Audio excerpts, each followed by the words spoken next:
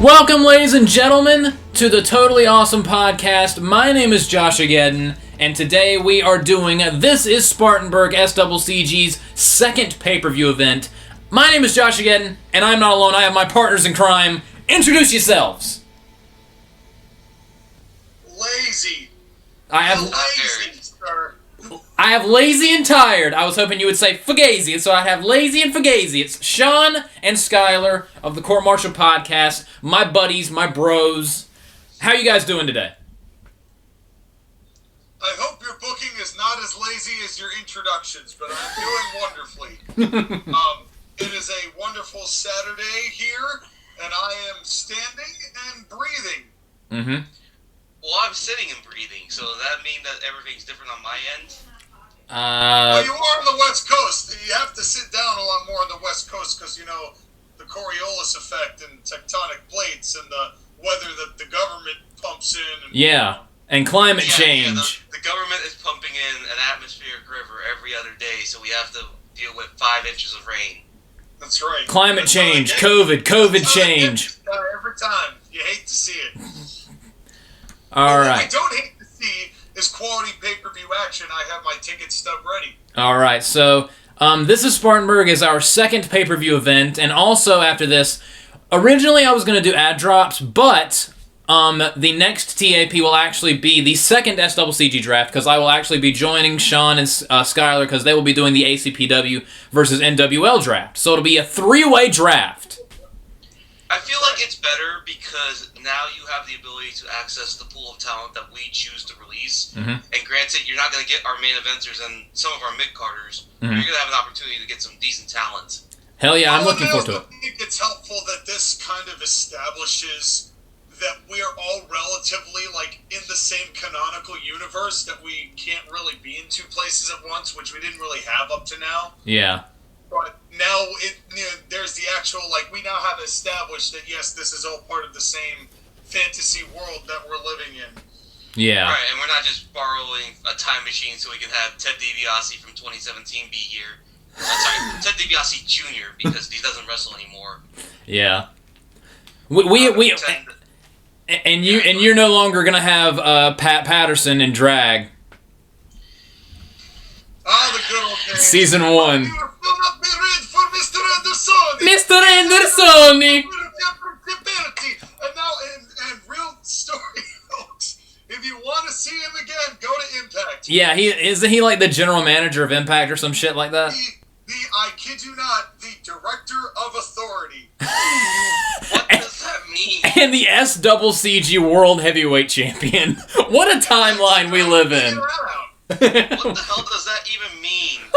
He's going to direct authority. He's going to get this car, which he also named authority, put in the right car, and he bring car to show. I mean, he went from... You're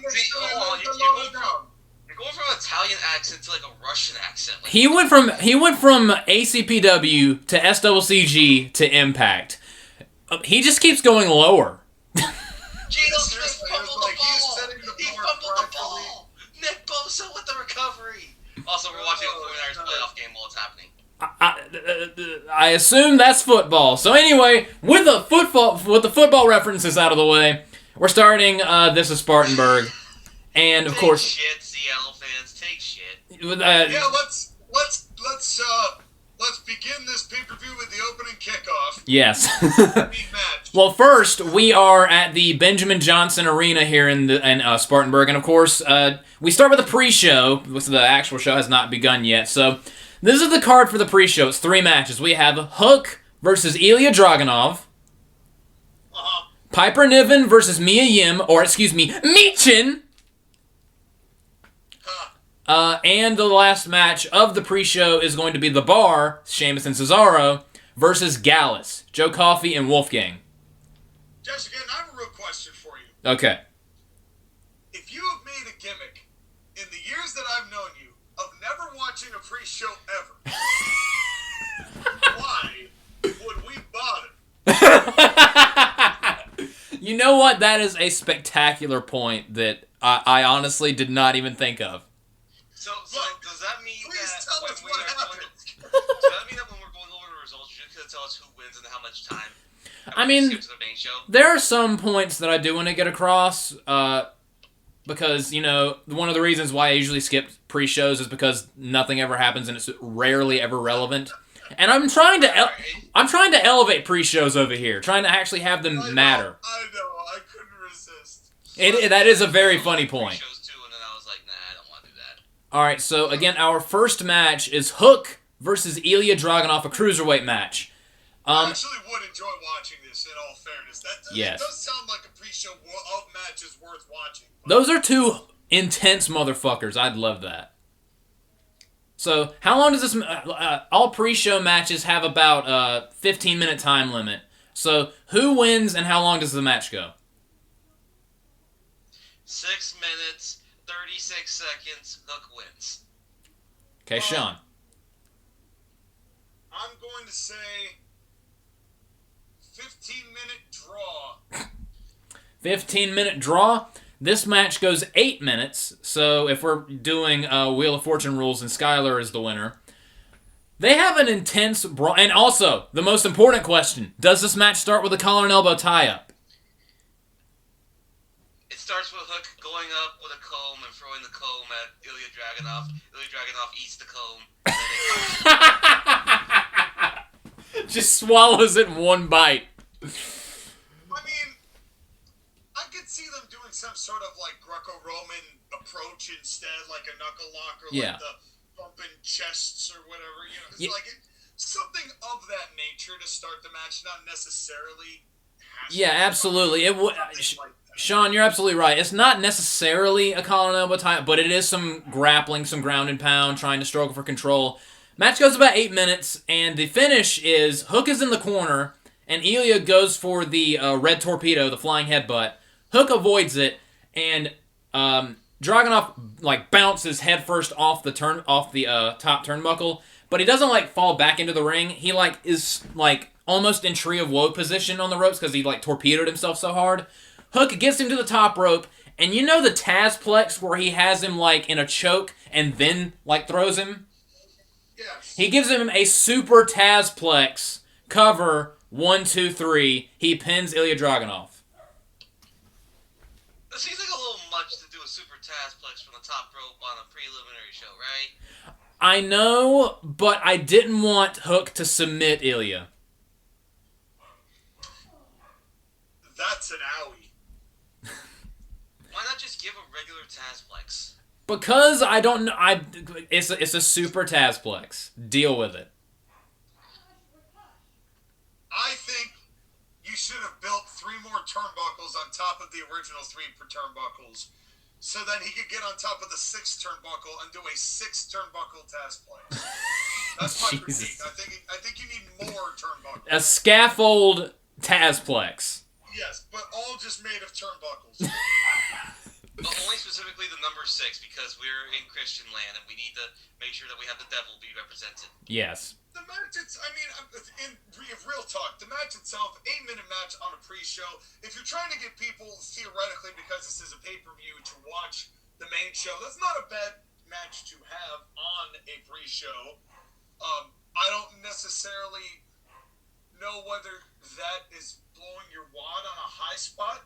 I mean, I probably wouldn't have a superplex go on in the night until maybe the end as a result. But your format is a little bit looser when it comes to moves, so I think it's fine. Okay. Right, it's not like we're questioning your booking decision. Well, it's you just... are, Skylar. Skylar, stop lying. You're going right for the jugular here. You're attacking this poor man's soul. And this is just the first match. This is the pre-show match. And you are taking a javelin right into his penis. I mean, well... Why specifically the penis? Because Sean knows me very well. He knows right where I like it. I know both of you very well. So Hook gets the win. Jesus Christ. What a start. What a start. So our second match, things can only get better from here. Piper Niven versus Mia Yim.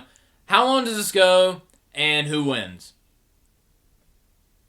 4 minutes, Piper Niven. Let's move on. Piper Niven leaves times the reign gets counted out because she's been attacking the announce table mercilessly. She wanted to eat the announce table. This is a 3-minute match. And Taz, before we continue, Taz got to see his boy win. Yes, he did, and he was very happy about it at commentary because commentary is Taz and Todd Grisham. Yes. Yeah, as we have previously established. As we've documented. So it's 3 minutes, and Piper is already visibly annoyed that she's on the pre-show. She wants to be in the title match, but she's not. So this starts, and Mia Yim is like talking trash. So Piper Niven, like as soon as the bell sounds, cheap shots her, and Mia Yim barely gets any offense. And Piper just finishes her with a Piper driver. 3 minutes, Piper Niven demolishes Mia Yim. Put the big girl over. Yep. She should have eaten some meat chin ramen noodles. She punched her in the Michin. The crickets. The crickets, ladies and gentlemen. Next match. I would have laughed, but I was drinking water. And I didn't want to spit take all over my laptop. So our third matchup is a tag team match, The Bar versus Gallus. Who wins, and how long does this match go?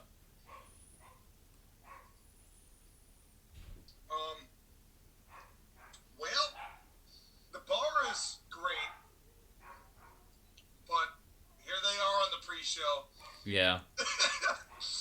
Oh, this poor goddamn team. We did everything we could for you two.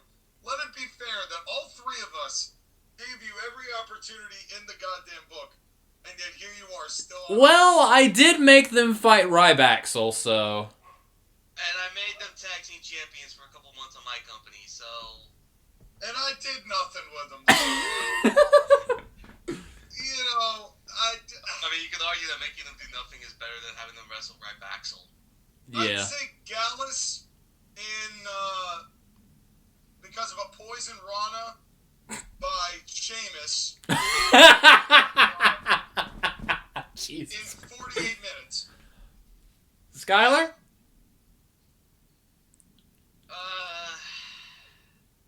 Give me the Bar in 8 minutes with a Cesaro swing into a sharpshooter tap out. This match goes 6 minutes. Joe Coffey gets a hot tag and he runs wild, and he goes for the discus lariat, the arabesque for the bells, but Cesaro ducks it. Schoolboy 1, 2, 3. The Bar wins. Oh, well, we got the Bar winning. I still think a poison Rana from Sheamus would have been a hell of a finish. But you were just giving me shit for doing too much on a pre-show, so I don't want to hear it. So fuck you. What do you want me to do, Sean? Go balls to the wall with it. I mean, But I mean, come on. I mean, Sheamus is our revitalized wrestler of the year. Wink, wink, nudge, nudge. Yeah. yeah. However, after the match, Joe Coffey... Remember how good he looked like Sephiroth at the Tokyo Dome? Did Sheamus? Yes. But anyway, so it's one of those finishes where Joe Coffey is like yelling at the referee and he's saying, "That was 3, that was 2, I kicked out." And then Gallus gets into it with the Bar. They don't like get into a brawl or anything, but they're yelling at each other. There's like a shove, and the referee quickly like backs them away. But so it's obvious that Gallus are not happy, but the Bar did get a win. Good for the Bar. Even if it is just the pre-show. So now we finally move to the main show, and we're going down the card, ladies and gentlemen. So the card for This Is Spartanburg. We have Zack Sabre Jr. defending the Cruiserweight Championship against Darby Allin. Okay. We have Layla Hirsch versus Raquel Gonzalez, not Rodriguez. Yeah. We have Kenny Omega, Sephiroth versus The Fiend Bray Wyatt in Sean's favorite feud of all time. I forgot about this match. Oh, good granny. I would actually love to see that match. Good Granny Smith Apple. Also, I would take The Fiend, like, back when he was hot over whatever Bray Wyatt is doing. I just do not care about what Bray Wyatt is doing right now with Uncle Howdy. It's just not interesting to me. Explain to me what it is. I don't know. He's No, like... fuck, you can't. But that's Bray Wyatt's career in a nutshell. Pretty much, yeah. Yeah, well, but there was at least some like, if you really dissected what Bray was saying during those swap interviews, like, there was a point to them. this has been meandering nonsense that has made no sense. It feels like there is no point to it. It feels like they're making shit up on the fly. Yes. And there's on the upside down B thing. Yeah. I mean, you know what company that says, right? Huh? You know what company this is, right? Yeah. Yeah. And he's gonna turn. Oh, and if he takes Alexa Bliss again and sets her on fire the way that he was set on fire, he's gonna turn her into an Alexa Bliss biscuit. That was so. I was just gonna say that. A country fried Alexa Blisket. I was gonna say that she's gonna have more goose shooting out of her forehead, but whatever. That was amazing, Sean. Like That's good the effort. jelly on top of the blisket. Yeah, that's the jelly on the biscuit. With Bray Wyatt sausage in the middle. Anyway, so after that, we have our tag team title match. Cedric and Shelton, the Gold Business, versus Primo and Epico of We Weren't Entertained. We have what would definitely be probably the show stealer, Samoa Joe versus Kazuchika Okada for the Internet Championship. We have Ted DiBiase Jr. versus Tetsuya Naito in a 2 out of 3 falls match. We have Maiko Satomura versus Mercedes Martinez in a women's championship match, which would also be pretty good. And our main event, Anthony Corelli defending the world title against John Morrison and Tommy End in a 3-way ladder match. I forget how weird your roster is, being like a mid-teens WWE mixed with New Japan mixed with AEW. Like, I don't know how to describe it. This is a show that's gonna happen. Yes, it is a show that will happen. Like again, I don't have any criticism because these are the guys you picked, and because you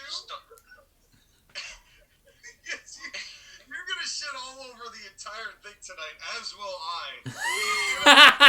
I love my friends. You can't even sit here and love the children. You can't sit here and tell these people that we are not going to take gigantic dumps all over this booking, as good as it may be for a pay-per-view. I get it. It's nothing. It's no offense, Nothing Joshua, personal. but it's like because you started your show like a year and a half after ours, and we got the chance to like. Yeah, you basically bought up all the real estate, and I'm like, just like, is this guy good? Yeah? No? Yeah? Dude, we're literally WWE and WCW punching ECW in the face right now. Yeah. Just like, no, you're not allowed to be good. You're not allowed to have nice things. So anyway, yeah, you. I feel like the match that kind of hurts it the most again is the tag team title match because those two tag teams. Oh my goodness! It is such early mid 2010 WWE. It just feels weird now. Well, I'll tell you what. I think that doing the draft with all three of us involved is going to be a good way to kind of clear that. Yeah. And get that squared away. And now that will give an even playing field and may change the fate of who is first, second, and third. Well, at least who's second and third. Wow, Sean. Yeah.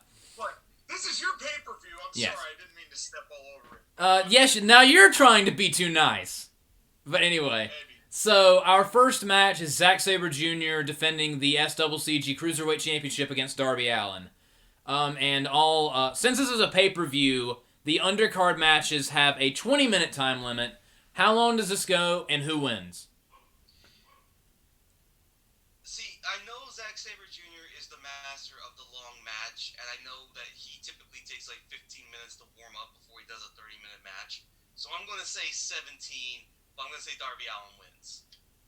Okay. I'm going to say 19 minutes and 58 seconds. I'm going to say Zack Sabre Jr. wins because his face gets weirdly more square-shaped.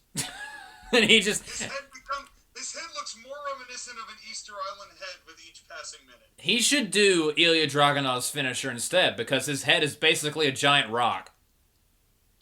But anyway. He would never get concussed doing a flying headbutt off the top rope, because his head is literally the Easter Island head. Yeah, and if he ended up having a wife and kids, they would be perfectly fine. Totally unharmed. But anyway. So that got dark quick. So... What the fuck was wrong with that?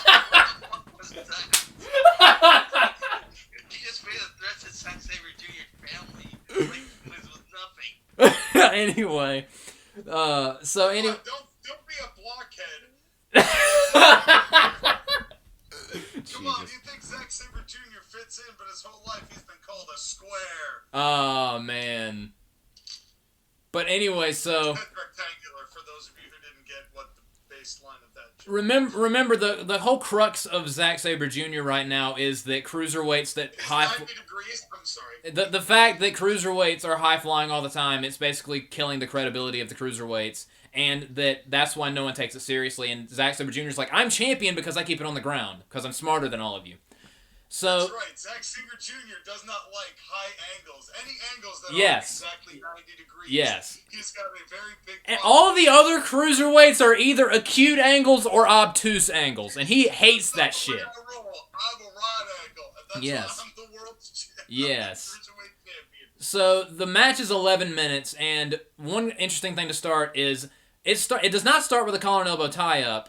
It does start with Zack just out-wrestling Darby Allin, just schooling him. Whenever you have the pro wrestler versus the, amateur wrestler. The amateur wrestler is going to shine, showing off. And he's being He's giving him the old Pythagorean theorem. Yes, he is. Yes, he is. He's like, solve for C, bitch. And so he's just being cocky. And... at numerous points during the match, Darby Allin tries to do his, rocket out of the ring suicide dive, but Zack catches him in midair with a guillotine and transitions to a submission hold on the outside. He goes for that springboard backsplash that he does, where he basically, smacks his opponent with his back, but Zack catches him with a German suplex. So, here's the finish of the match. Darby actually hits that flip-over stunner that he does that sets up for the coffin drop. He goes for it, but Zack rolls out of the way, Darby lands on the mat, and Zack stacks him up, and then does a bridge on top of the stack up, cover 1, 2, 3. Zack Sabre Jr. wins in 11 minutes via pinfall.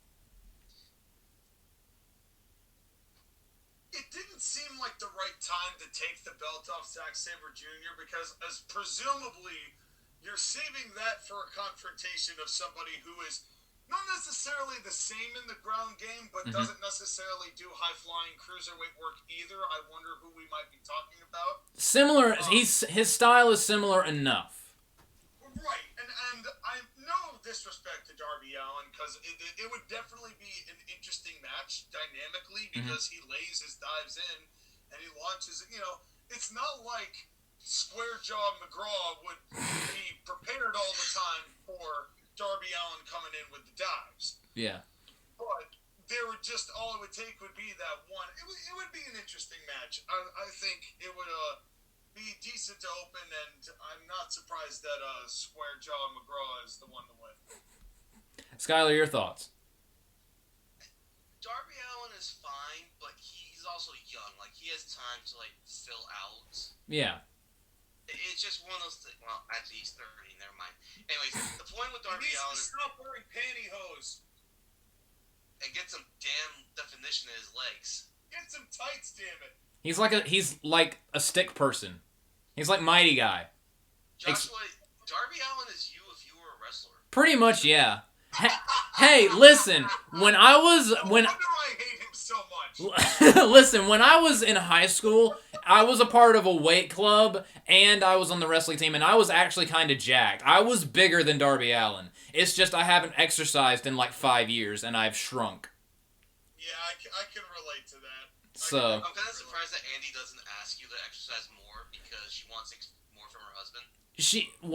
She doesn't really care. Skylar, I said we got to shit on his wrestling, not him.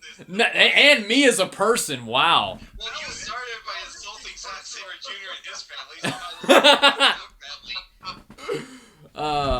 But anyway, so speaking of what Sean was alluding to, Hook actually comes out on stage having won his pre-show match, and he makes the title belt motion and starts pointing at Zack Sabre Jr.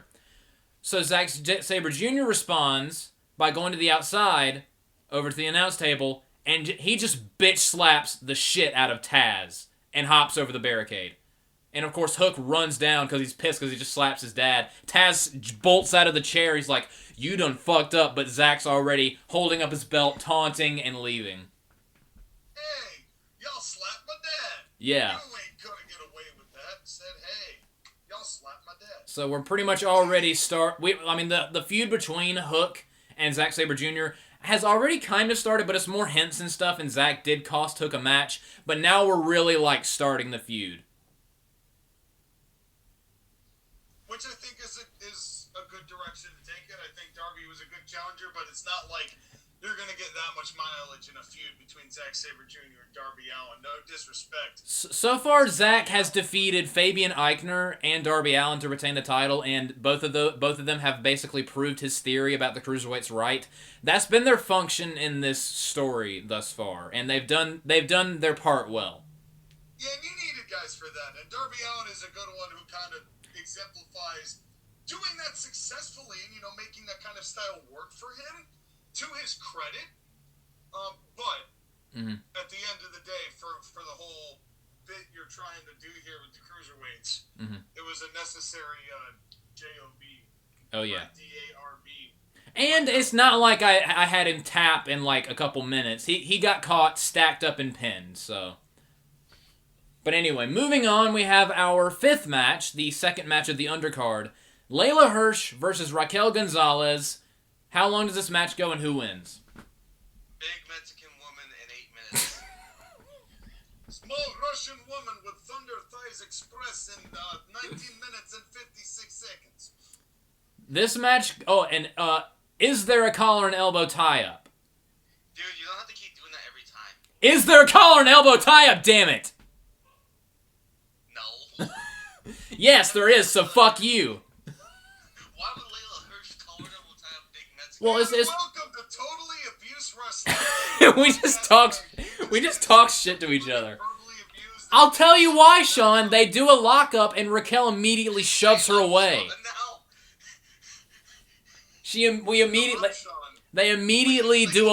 They do a lockup, and Raquel just shoves her into the corner, and she like does the backflip in like the back roll into the corner, like, oh shit, she's strong. Joshua, you racist. You assume that all white people look the same. That is true. Anyway, so this match goes 6 minutes and 15 seconds. So during this match, Raquel. I don't care about football! Raquel attempts the Tacona Bomb, but like she did in that tag match a couple episodes ago, Layla counters it with a roll-up, but this time, Raquel kicks out. So she immediately big boots Layla right in the face, and goes for another Tejana Bomb, but this time, Layla rolls through with a cross armbar. And Raquel is just struggling and struggling and struggling, but she has to tap out because Layla Hirsch has white privilege, therefore Layla Hirsch wins.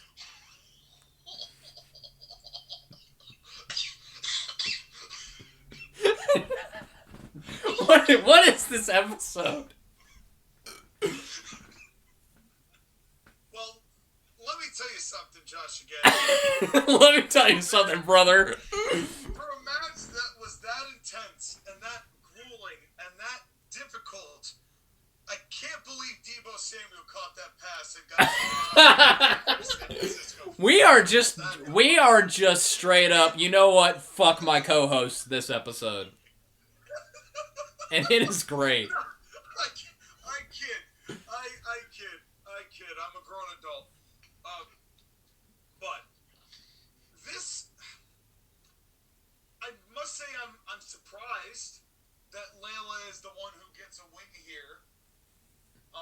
Considering that Raquel Gonzalez was somebody who was, I don't want to say she was necessarily of full prominence, but she was of more prominence. Just a few short.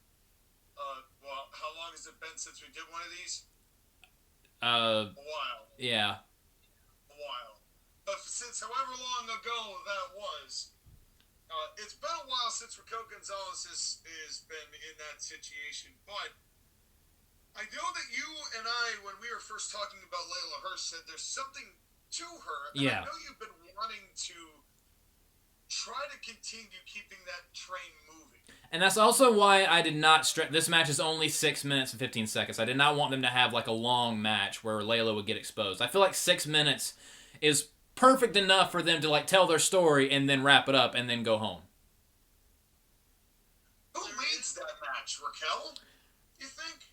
Perhaps. Basically, here's the thing: is that Raquel has limitations, and that's fully something you have to be aware of when you're booking her. But she has potential, and she has more experience than Layla Hirsch. I don't see it in Layla Hirsch, but I understand why you like it, because there is something there with her. It's just getting it out of her, which AEW does not do. Now, part of it is that Layla Hirsch is currently injured. I think she tore her ACL, so oh man, a while. her greatest asset, her thighs, her legs. Right, so that's one of the issues that you're gonna have to deal with going forward, is just the fact that we haven't seen her for a while. Yeah. Although, given that it's AEW, that could be a good thing. Yeah, well, and honestly, and even when she was healthy, when's the last time we actually saw her not on Dark? That match with Chris Statlander at Revolution? Where like right after Russia started invading Ukraine, and she was wearing her Russian outfit. Yes. Because Layla is big smart. But that's the thing, is that like she hasn't wrestled since April because of the knee injury. Hopefully she'll be able to recover enough so that she can, wrestle again. Mm-hmm. Again, it's just I find the match difficult, but it is what it is. And there's a line drive to left field by Kasenkos, and that'll be a 4-0 ball game. But anyways, as far as the match goes, it is what it is. Yeah. The thing is, I think the smartest move you could do with these two, especially because they're both kind of limited, is keep this match as short as you can. Yeah. So, Joshua, why did you have to throw in the white privilege line in there? Yes, I did. You started it. How did I start that? You accused me of being you accused me of being racist, and I was like, I'll show you racist. I love how you both no-sold my line drive by Kasenko's line. Because I don't sports. Baseball, yeah, you're gonna lose me with baseball. I really don't give a fuck about I legit thought he was watching football the whole time. I mean, at the end of the day, you miss 100% of the shots you don't take. Wayne Gretzky, Michael Scott from The Office. Yeah, I was about to say, I thought Michael Scott said that. I love The Office. You know a baseball player I've heard of? Babe Ruth. Anyway, moving on. So we go backstage. I love his candy bar. Yeah. So we have all the members of We Weren't Entertained, and basically Anthony Corelli, the world champion, is having like a little a war room thing. Not like an actual war, but they're all gathered together and they're discussing what they're going to be doing tonight. And Anthony Corelli walks and he's like, all right, guys, we're going to do tonight just what we did at SummerSlam. We were in multiple matches at SummerSlam, and we won all of them. We ran people out of this company. Now, we are poised to win more championships. Primo and Epico, you know what you have to do? You're walking out of here with the tag team gold, right? And both Primo and Epico are like, right. And then he looks at Ron and he's like, Ron, you and Tyrus are going to accompany them to out there against the gold business. And things start looking hairy. Got to help our boys out. We got to walk out with some gold. And Ron's like, yeah, I'm good for it. I'm good for it. And Tyrus just stands there and does nothing, which is what he should only ever do. Because Jesus That's Christ. NWA heavyweight champion Tyrus. Sadness. Just, why Billy Corgan? Anyway, but while he's talking, he's interrupted by John Cena, the SCCG general manager. And John Cena says, I couldn't help but overhearing you guys making your little huddle, your little battle plan for tonight. Tyrus and Ron can be out there for the tag team title match. That's fine, but I have instructed the referees to look very carefully. If they start screwing things up or trying to get involved, the referees are to immediately eject them. Also, I know that the main event, the three-way ladder match, is no disqualification because it's a ladder match. However, I want to see if you can get it done alone this time, Anthony. No disqualifications, no one coming in to save your ass, none of that. If any one of your goons come out during the ladder match, not only if you somehow retain will you be stripped of the title, you will all be suspended without pay.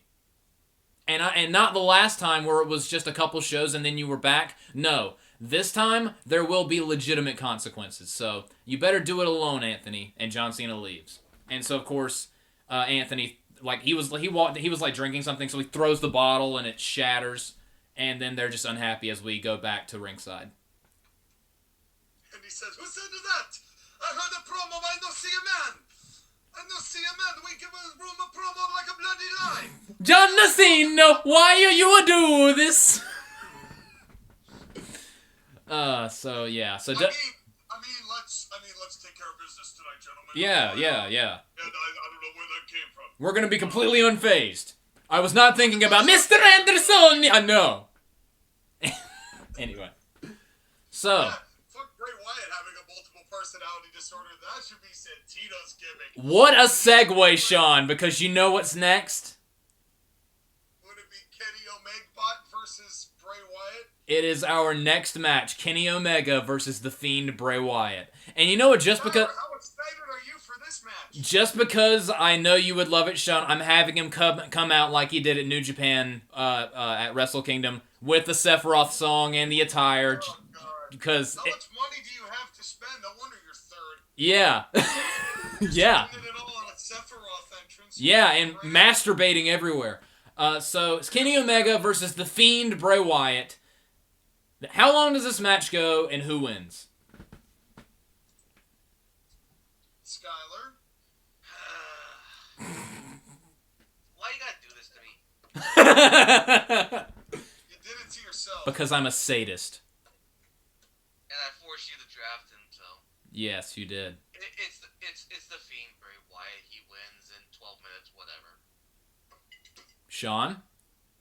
What was the time limit on these? 20 minutes.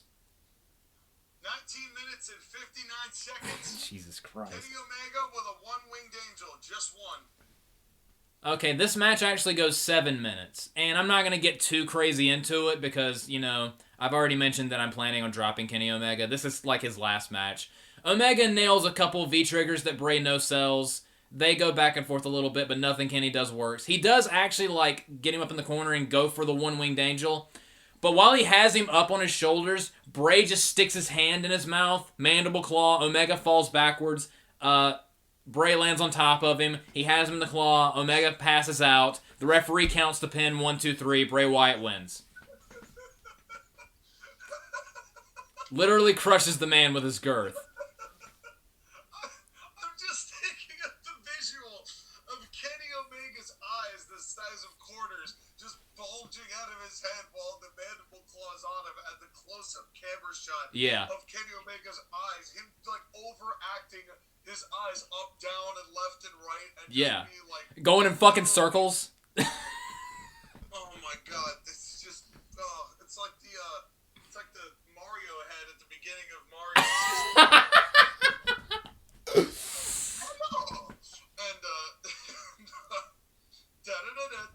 And anyway, but yeah, the Fiend with a big win over Kenny Omega. Well, I don't know if it's a big win, but it's a win. It is a win. Why'd you have to do what you were doing in AEW, Kenny Omega? Just why? Like... Because we know what he is at this point. I mean, is anyone surprised? Is anyone actually surprised by Kenny Omega and what he does? I'm not surprised. I'm disappointed. I don't know what to say anymore. But yeah, it's just a fucking goof.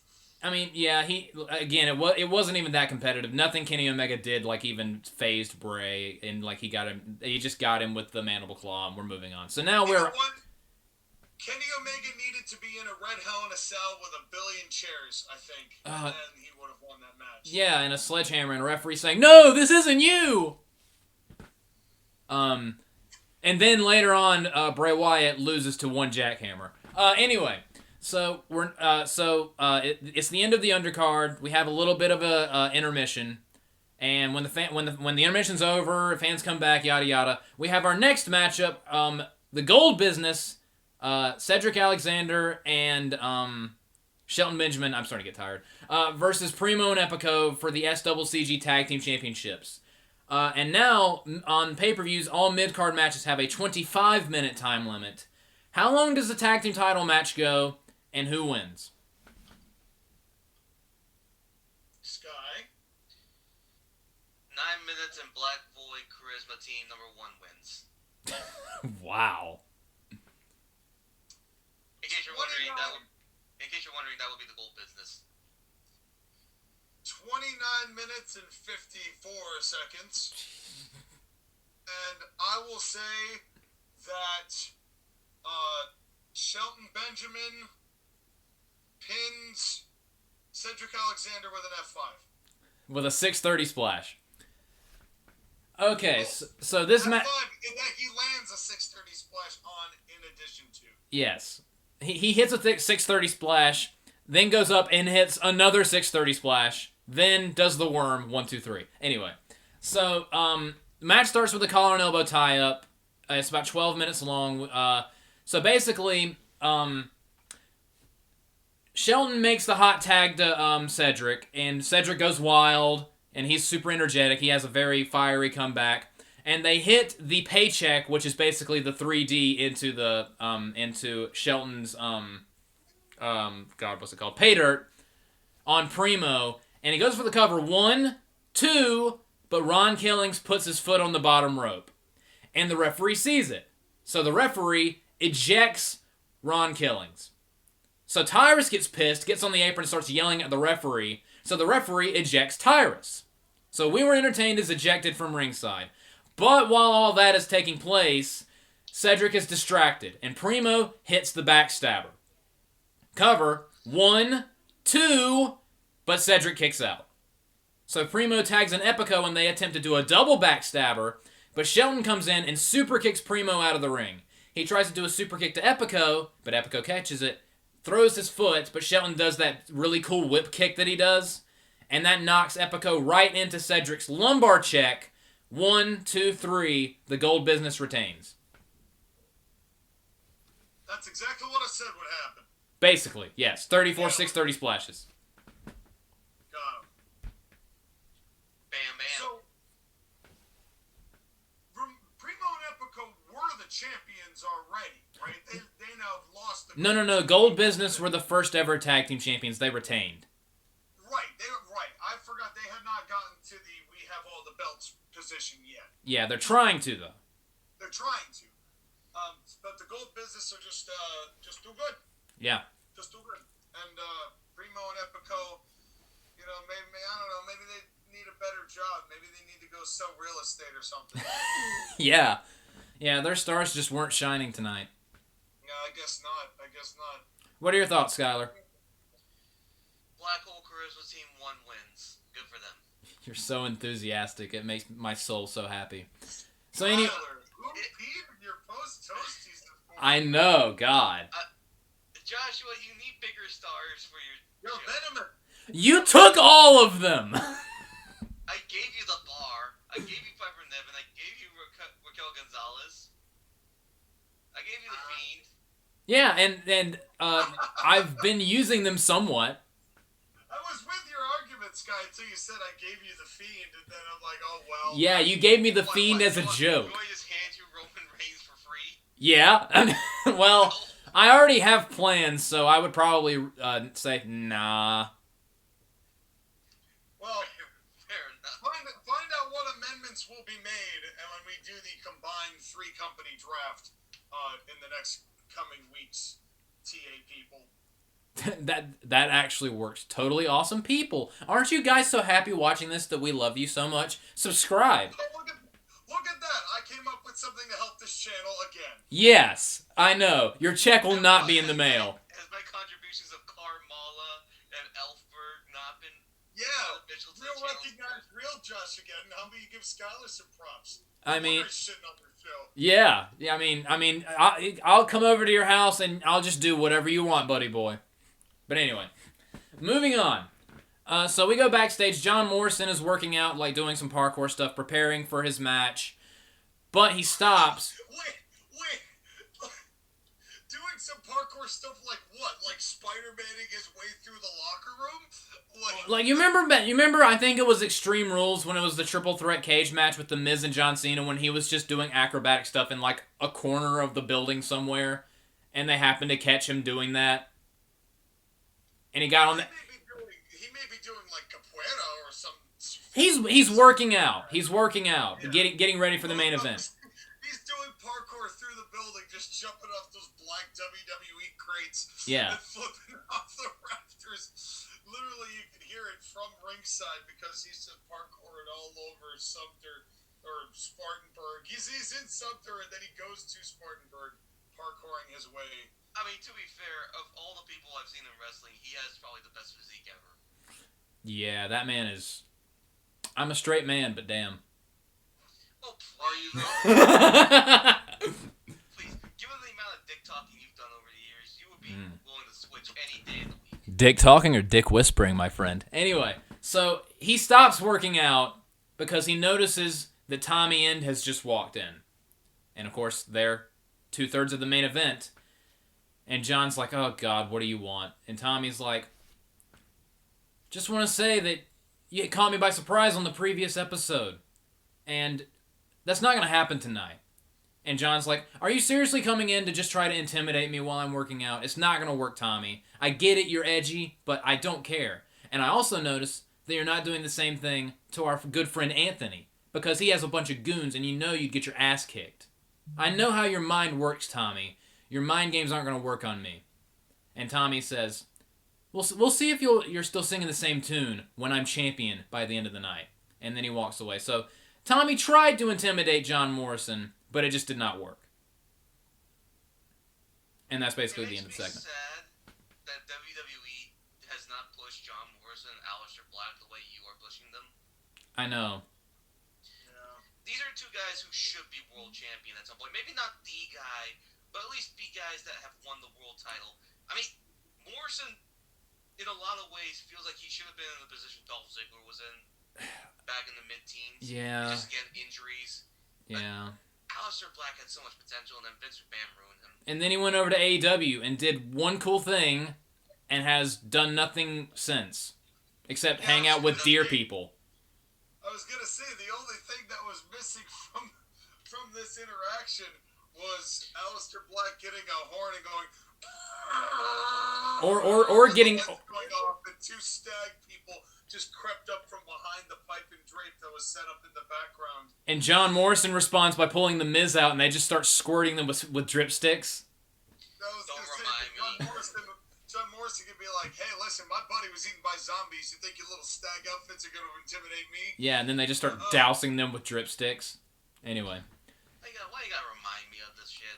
Let's continue. Anyway, so I feel like you guys would love this match. Next match is Samoa Joe defending the SCCG Internet Championship against Kazuchika Okada.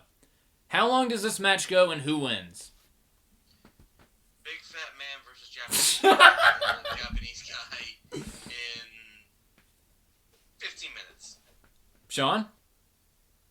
I think Skylar should take over Dave Meltzer's spot in reviewing matches.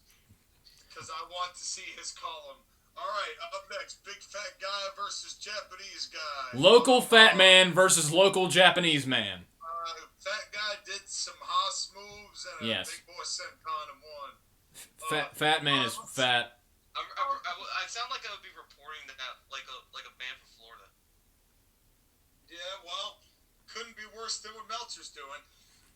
But in any case, before I answer this question of who wins and how long, I've got a question to ask the both of you. Okay.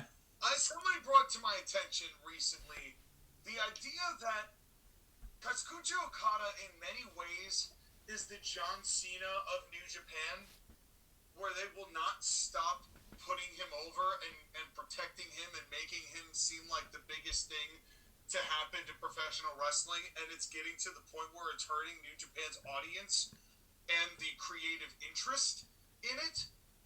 What do you see that as something that has caused problems in New Japan, and is it getting to the point where Okada on top is overstaying its welcome? Let me answer that with this. You know how of the three of us, I'm the New Japan fan of the group? Yeah. As much as I like Okada, not only did, COVID kind of kill my interest in it, Okada literally won the main event of Wrestle Kingdom this year. It's not It's not that interesting. And his match with Jay White, while good, it was just another Okada match. I mean, him versus Omega was in 2017. I've seen it. He's good. He's great. It's just he is very much the Japanese John Cena. I 100% agree with that.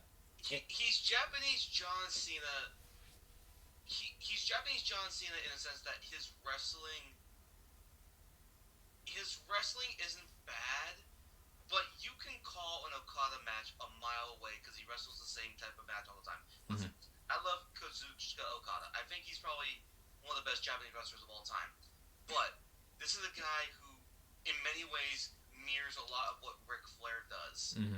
And that you can call his matches and spots a mile away. And in many ways, it's kind of like Shawn Michaels, too. In that he does the same things over and over and over again. Yeah. Granted, it works for him, but it's a situation where he never really has had a chance to, like, go away for a while so we can miss him. It's oversaturation that's made that so obvious. And in Okada's defense, I don't think Jay White's worth a damn anyway. I think he's kind of useless because he's that same kind of small and uninteresting that Finn Balor was when he came over to the States. The only argument I could actually make with Okada, I don't think accurately John Cena gets it though, because with John Cena has like, I know you are. Anyways, John Cena has a charisma that Okada doesn't. Okada has no personality. In many ways, Okada is a less interesting Randy Orton in the sense that he was on the scene very early. He became world champion when he was like, what, 25, 24? And his first few reigns were not really that memorable until later on when he was the guy and established as the guy. And then it's just like, again, just combine the worst traits of Randy Orton, John Cena, Ric Flair, and Shawn Michaels, and that's what Okada is. Again, Okada's a great wrestler, but he's been on top way too long. Yeah. To the point where other guys that have been pushed kind of like, I don't know. Well, I kind of feel like that speaks to a bigger problem with New Japan as a whole, and then we're going to let you get back to this, Josh. Yeah. But it's not even, honestly, their format, I've honestly grown kind of sick of, because every Wrestle Kingdom feels the same. Well, and that's kind of what I'm getting at, is that they are at the point where the first few Wrestle Kingdoms, especially those ones, in those mid to high single digits, from 7 to 10 and 11, were something really special. They were something new, and they felt big and grandiose, and I don't think, in a lot of ways, the same where Raw and SmackDown started using the same arena, they never changed up their presentation from that success. Yeah. And that includes 10 to 15 years of the Bullet Club. And it's at this point, like, you cannot tell me that that's over anymore. It was hardly over to begin with. Dude, when I watched Wrestle Kingdom, there was like a couple Bullet Club matches that were just tag matches. I skipped those. I did not care. Yeah, because it's 11, 12 years old. They're suffering from the same problems, really, that Vince had. Is he finally found, once he realized there was nothing else that he really that he had to do, there was nothing to fight against, he found his formula, was content with his formula, and was determined to run that formula into the ground. Yeah. And I feel like New Japan is kind of getting that same level of monotonous, and then COVID hits, and that doesn't help either. Yeah. And COVID basically killed my interest in New Japan, and they have failed to re-interest me. But I mean, all of this is to say that, like, I'm not saying Okada isn't a star. He 100% is a star. But I'm noticing, too, that New Japan is not really developing any new major stars of their own either that are drawing interest from the other groups. Except Tony Khan, because he's a masochist for dumb shit. Also, I feel like this isn't even new what they're doing with Okada, because didn't they do the same thing with Tanahashi? Like, use him for years and years and years, and then finally the only reason why they started pushing Okada is because Tanahashi was getting too old? Yeah, because Tanahashi was the original John Cena / Ric Flair. Yeah. By the way, here's something worse, though. You know how we bemoan AEW for the number of championships they have, right? Yep. AEW has 8. Mm-hmm. New Japan has 12. Oh, Jesus Christ. They really are the ones who wrote the formula on having a bunch of useless belts all on their show. Did you see... Did that before it was popular. Did you see... Zack Sabre Jr. won their first television belt. Did you see what that thing looked like? No, I did. The IWGP Television Championship is like literally a square brown box. It is hideous. He pulled his head out of the belt. Oh god. Yeah, his head is literally the belt. Seriously, look up this belt. It is the ugliest looking belt. It is literally a square. Why would you have a belt? Like, I don't even like the new design for the IWGP World Title. It's like a weird, like V-shaped Also thing. bad. It looks Also bad. This is literally a square. It's like a rectangle. John, look at that picture of the belt. Oh my god. It is that is terrible. That is an ugly ass championship. That is literally the one design that they give you for free in the default settings of created championships in the video games. That's the one that is free. That looks almost no story mode. You only can buy plastic material. That is the design you get. I'll take that a step further, Sean. No money on. You know that famous picture of John Cena when he was holding up that cardboard championship when he was like 5? Yeah. It's that. They literally raided John Cena's home and stole that belt. Pretty close. So. But anyways, let's go back to this actual mid-card match. Yeah. All of this is to say I think Samoa Joe's gonna win. And honestly, I'm not even gonna fuck around. You're right. Samoa Joe does win. It's a 19-minute match. It's a really good match. Okada hits the Rainmaker, but Joe's really big, so it staggers him, but it doesn't knock him down. He tries to hit another one, but Joe counters it with his own huge lariat that turns Okada inside out. Picks him up, Coquina clutch. Okada passes out, and Joe retains. Got him. Good win. Mm-hmm. Another thing, too, is that Okada's finisher is a clothesline. It's not even a clothesline like JBL's clothesline. It's just a short-distance clothesline that doesn't really bleh. Why else do you think I had Joe practically no-sell it?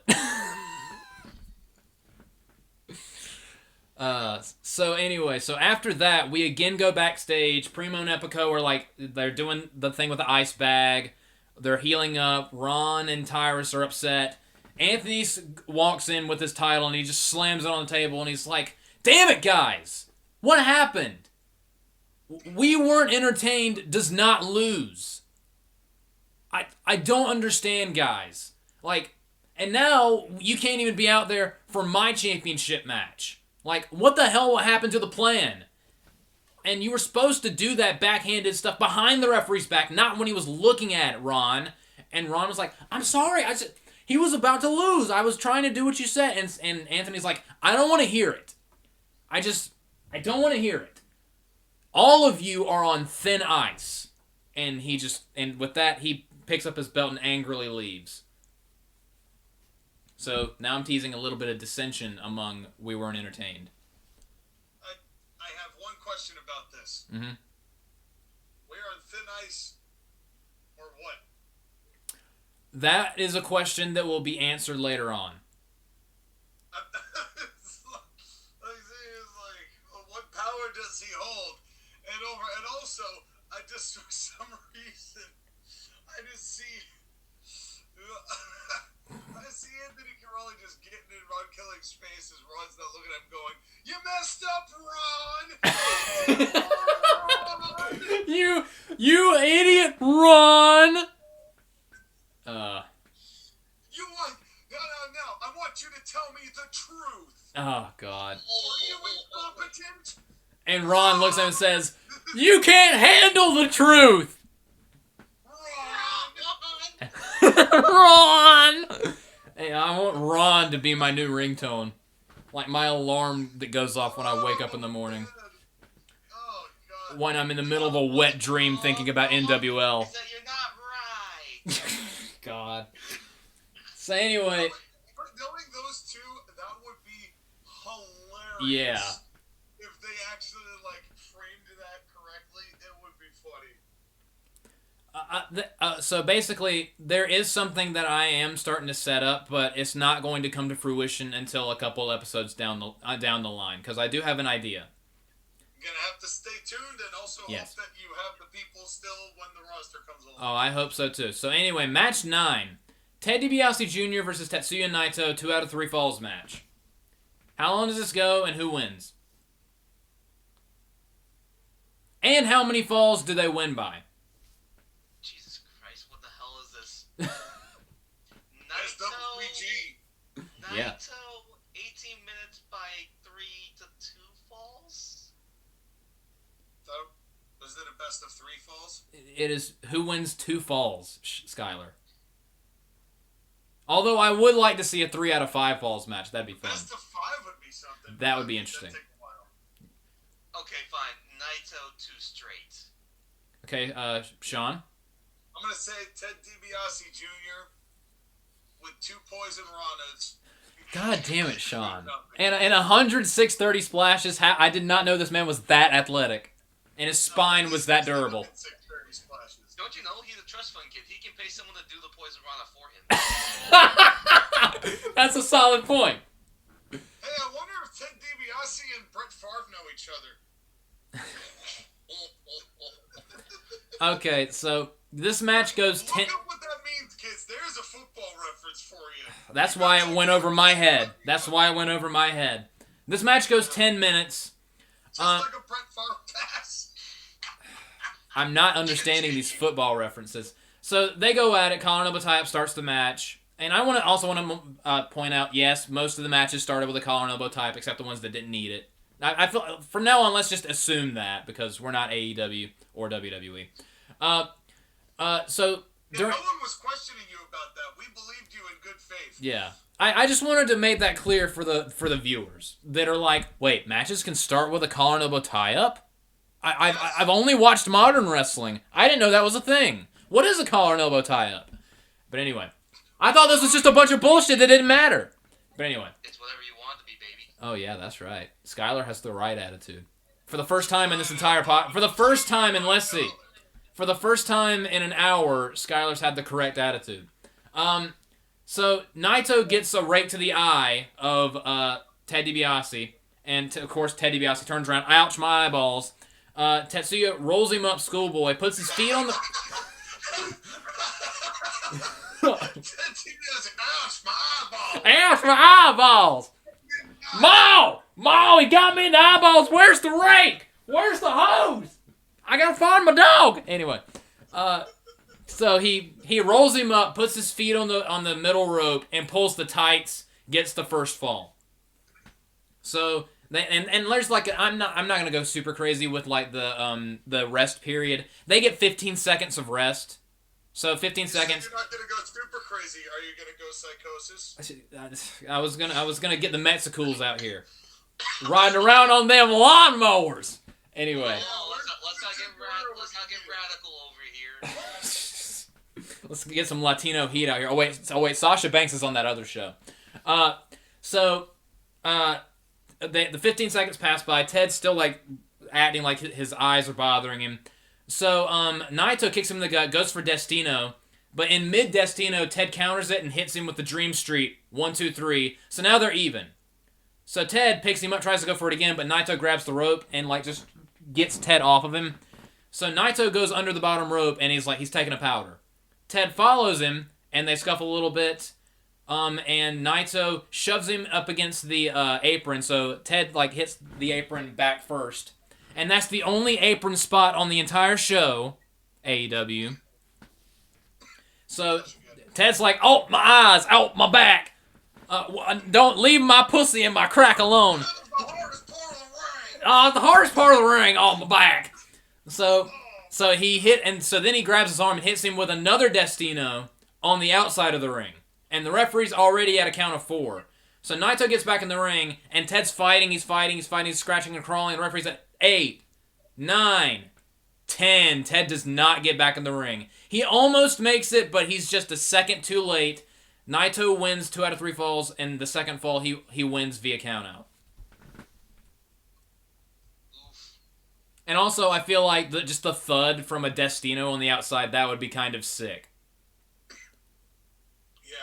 And also, This is the count out I like. Yeah, and I also want this to be I almost want this to be like, oh, did he concuss Ted DiBiase with that? Because, after this I'm dropping Ted, so this is a way to write him off. Back to the past. Yeah, back to the past. These shitty games that suck ass. Yeah. Go back to the DiBiase posse. That's right. But you were saying, Sean? This is a match that happened, and I do like the fact. Is this your first count out? I've done a time limit draw. I don't think I've done a count out yet in SCCG. Yeah, as the fact that this to be a count out as the last fall, you don't see that very often. Mm-hmm. Truthfully, to have a count out as the last fall of a best of 3 falls match, as far as like how best of 3 falls matches are presented nowadays, anyway. But like, Yeah. I do like this as a finish, and also because of you're using this as kind of an angle to get rid of Ted. Mm-hmm. But this also allows Ted to pursue other opportunities and poison Rana talent elsewhere. God damn it. And it also gives Naito like a bastardly win. Right, because it's not clean. It's not, he was the better man. No, he just injured the guy. Yeah. The dastardly Tetsuya Naito. That should be his new gimmick. The dastardly Naito. So that was that match. Homicidal, genocidal, suicide. Oh God, yes. They need to be a tag team. Dastardly, masterly. Plastardly. He's also an alcoholic. Anyway. Why do you think he's also always grabbing at his eyeballs? So now we move on to our last match of the mid-card. Maiko Satomura, someone that Sean McCarty has totally heard of, versus Mercedes Martinez. Not Mercedes Monet, an actual good wrestler named Mercedes, for the SCCG Women's Championship. In our, it's also the last match of the mid-card and our co-main event. Who wins this match and how long does it go?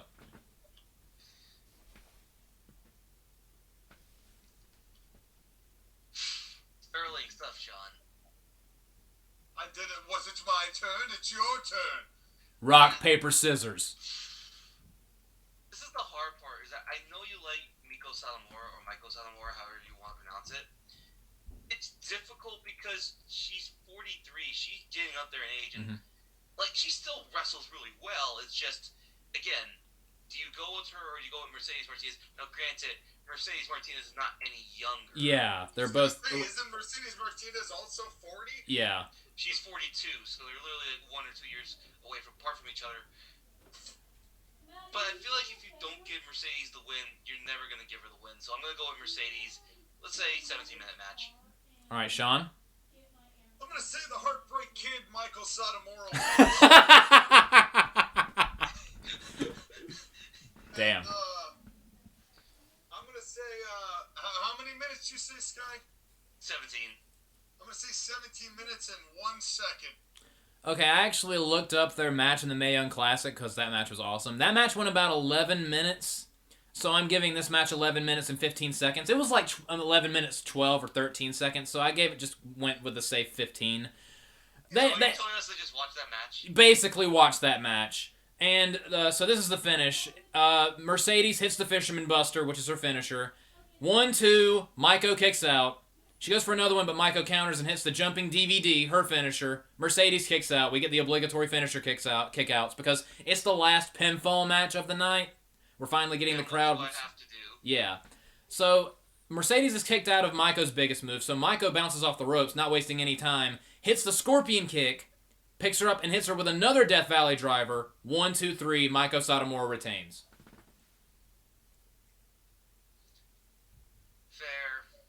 Good super kick. Don't forget to pose with the belt and crotch chop the audience. Well, before she can do that, before she can even grab her title belt, Piper Niven is at ringside and she has the title belt. She gets in the ring and she clocks Maiko Satomura with it. And Piper's just strutting around the ring with the belt saying, "This should be mine. This should be mine." And she sees that Mercedes is getting up. She goes over, grabs Mercedes, hits her with a Piper driver, and the camera's been off of Maiko. Maiko's been off in the corner. We turn back to Maiko, and Maiko's bleeding from the forehead. We've got some juice.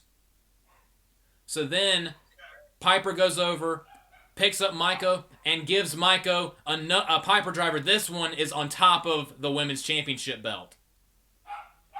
And so then she starts yelling at Maiko's face, yelling and screaming at her, and then she rubs her hand on Maiko's forehead, looks at the camera, licks her bloody fingers, and wipes Maiko's blood across her chest.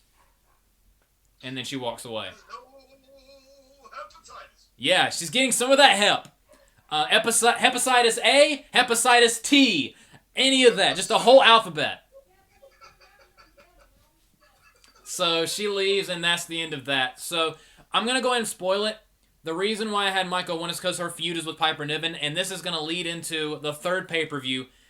I'm going to go ahead and spoil it. The main event is going to be Maiko Satomura versus Piper Niven, who's been going on like a Godzilla Rampage mode, in a First Blood match.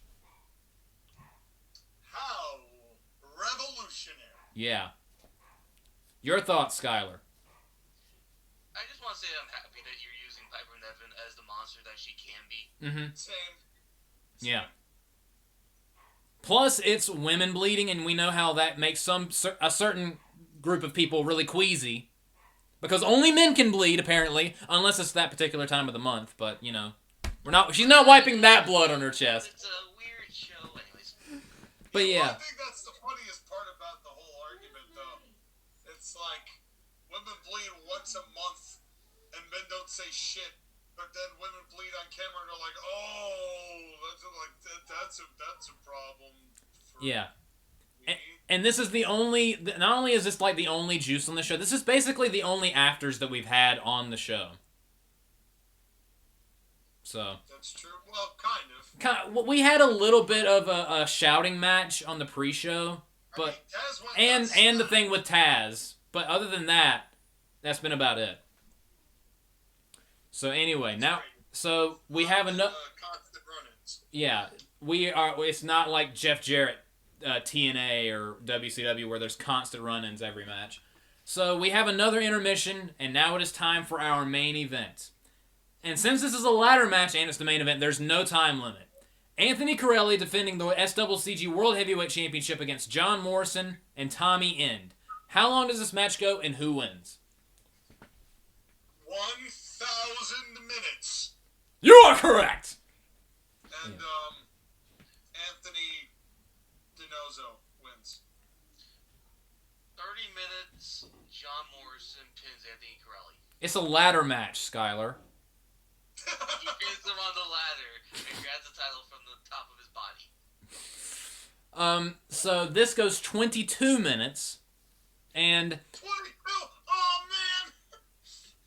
Go Jesus! There was 5 of them! Why me? So, and like I mentioned previously, there's not like 100 ladders at ringside. There's 2 ladders and maybe a third one underneath the ring in case they need it. And they don't. There's not like 100 spots. This is basically like a 3-person match where there just happens to be ladders around.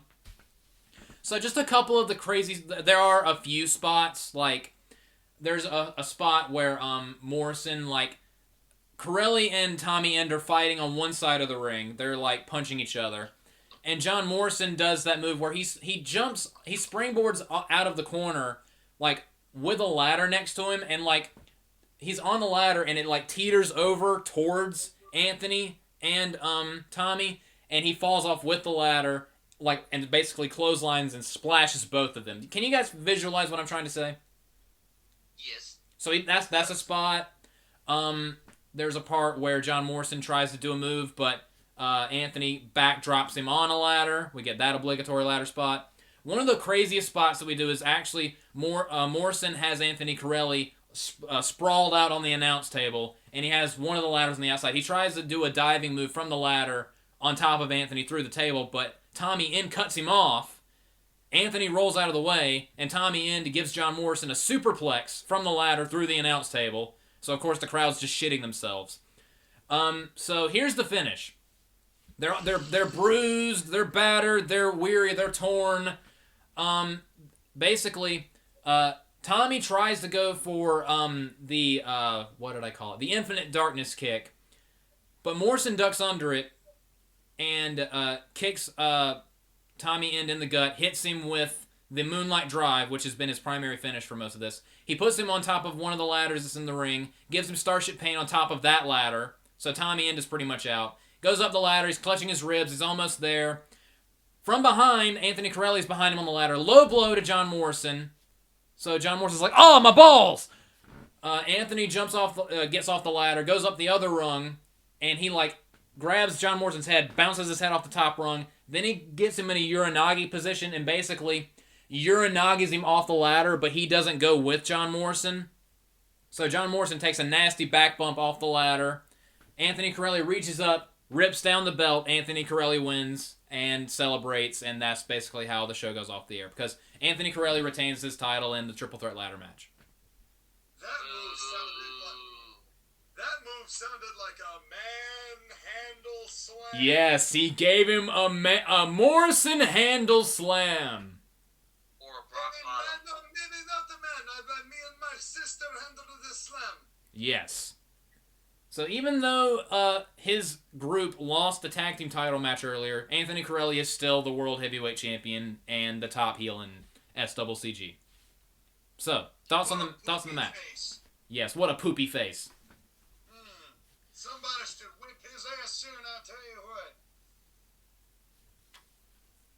So, you I got nothing. I was just waiting, for some kind of response, but okay.